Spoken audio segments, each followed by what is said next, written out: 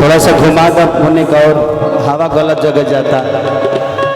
बेचारी पहनी नहीं है ना ऊपर से, तो ठंड लग रहा होगा। नहीं, ऊपर से खुला है ना, इसलिए बोला। नहीं हवा जाना जाके उजी जाला तो ठीक ना लगे, बाउर लगे।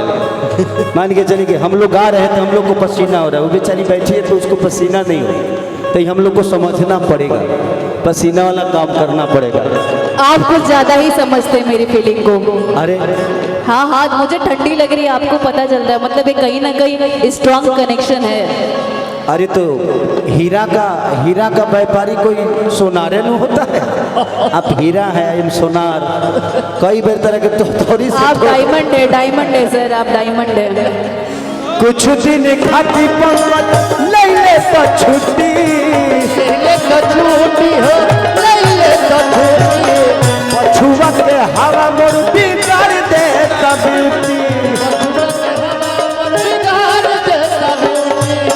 घाम लगता जे राजा, घाम लगता,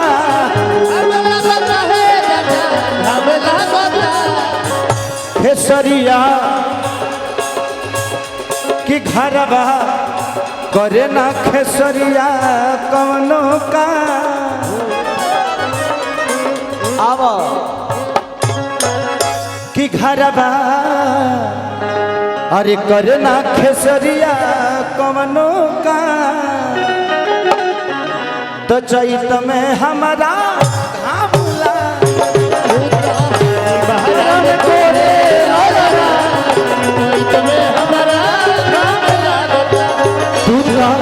बहरान करे चैत में हम